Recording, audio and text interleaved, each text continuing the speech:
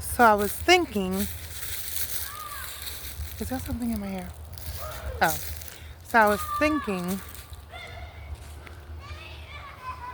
about being in the present moment and what that means. Like, we're always trying to change and fix our emotions, but I realize when you accept them and you just kind of become one in that moment, like of appreciation for it, and you love on it, something else happens. I can't explain it, but something else definitely happens. I'm in the park, but this is our first time to this park over here. I just want to find a spot, cop a squat, and really kind of dive deep into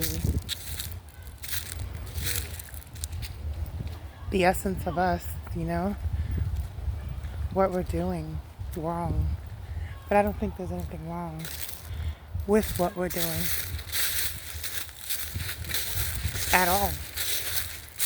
I think that we're supposed to be in the understanding of living in every moment, because in real life, that's literally all we have is a moment. And we create the next moment. And since that's true, then that means that our emotions are what we have to embrace and love on and accept, no matter what that emotion is, and have gratitude for it. That's what I believe.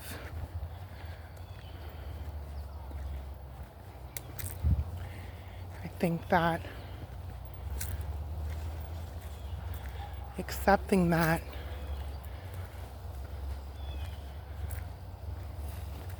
brings us into the present. Like it's, hello. Hi. Like it's not like, you gotta think of it like this. We're so worried about where we are, but not where we are.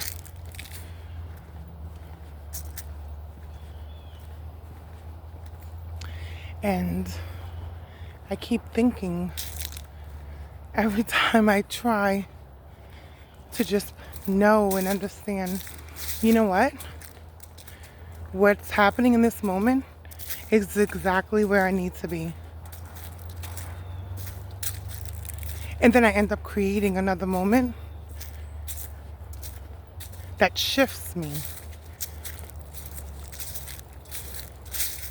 Like an alignment with myself, but the authentic me.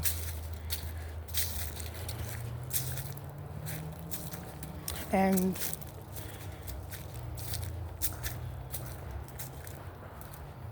the other night I had a experience of coming out of my body.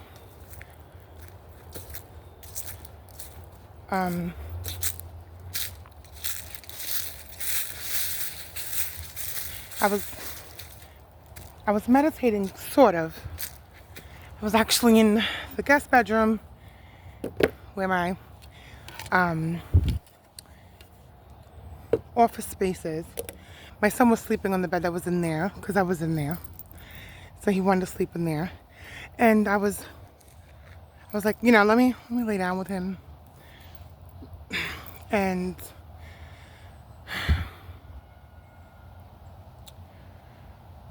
I was kind of listening to this guy. It was a meditation I was watching. And I was like, you know what, let me just talk to the universe and let them, you know, give myself to the universe and see if I can communicate with an out-of-body experience. And as soon as I said that, my legs rose out first. This was consciously. And then like my thighs, my torso, my tummy. And as I'm rising out, I'm like, holy crap. I kind of got afraid and I changed my mind. I was like, you know what? I changed my mind. But I did it really, at least for me, I was like, you know what? I changed my mind. We'll do this another time. That's what I said in my mind. So then I kind of just pulled myself back in. And now I'm disappointed that I allowed the fear to overcome me in that moment that I created, because I had to have felt like I really wanted to do that. Like, this is what I'm doing, and this is, and I created that outcome. I created that moment to do exactly what I wanted to do. I had no hesitation. I had no thought about, can I do this? Will this work?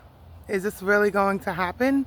Or, it was none of that. I just spoke on it mentally, felt it emotionally, and it happened. And then here goes my body or my ego telling me, where are you going? What are you doing? Don't do that. So I ended up coming back. So I ended up putting my energy body back into my physical body because I got afraid. And I'm tired of being afraid. It made me think about, like, I'm so disappointed in that I didn't allow myself to have that experience that I created for myself. But it also woken me up to the activation that's really going on now. Like, we are being activated. There's no question about this. Doesn't matter who you are. Doesn't matter what religion you're in respectfully or spirituality you're in respectfully. I don't think this has anything to do with that. Even though spirituality, like the other side, is probably a term that we would have to use. I don't know what that noise is.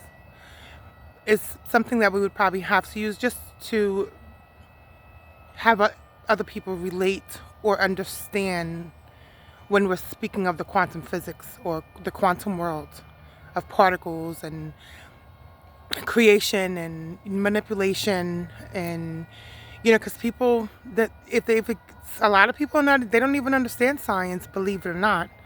I was really great in school, but I can't say that I understood the quantum physics or anything. I don't remember any of that.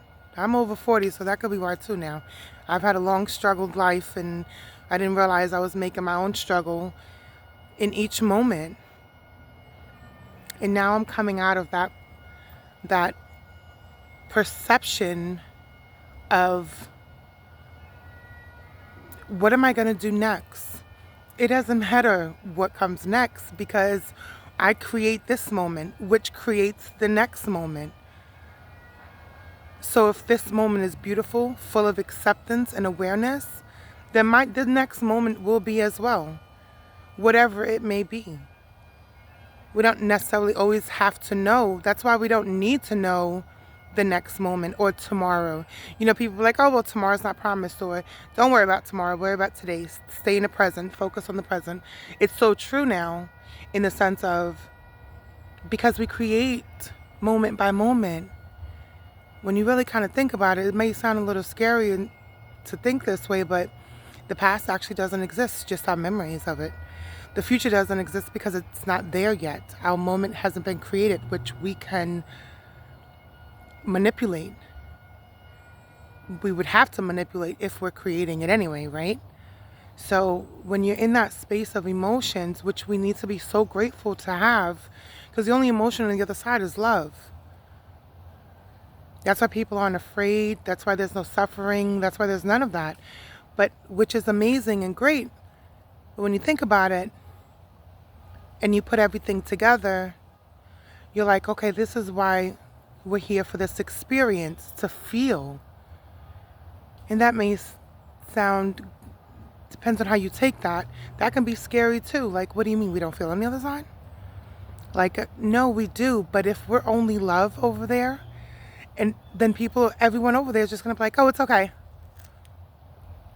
It's fine don't worry about it when it's not over here. You ever contact one of your loved ones? I have all the time. I've always had that gift. Like, I can hear them, I can see them, I can feel them. I've been an empath since I was born that way. And for a long time, even with my sister, one of them that's in that dimension, she's always like, don't worry, it's okay. And she's answered some questions for me, like with straight up answers, because she knows me. I'm like, Manny, I need you to be straight up. And when I say I can hear, I literally, like, if I can hear anybody else, and just coming to my awareness and realizing we need to live in our presence, in our higher self. Like, there's something going on that's so uncomfortable, and I can't be the only one feeling this. Like, what is that? I think that's me coming to the forefront of me, because every time I go away with let me accept whatever this is in any circumstance that I'm in, it works out itself in ways I could say, well, that was just maybe because you prayed, people are praying for you, or, that's what happens when you have faith. It was more than that. Because I put in work or you don't have to literally put in work. It's not a literal sense, but I put in an acknowledgement of my awareness to open and be heightened. And that's what it's doing to me. And we got to focus here. If we don't focus here, we are in trouble, guys. In this experience, we are in trouble. Anyway, I'm going to get back to my kids and their father. That's a part of my kids. When you know. He's one of the biggest ones out there. But if you got this far, really, I appreciate it so much. I thank you for listening. And, just remember that you don't have to fight for hope. You are hope. Become it in this very moment. You have to become unattached to everything you have been attached to in this moment. That's all you have to do. And then you'll feel so light. Like, what is that? That's you. That's you. All right, guys, I'm out.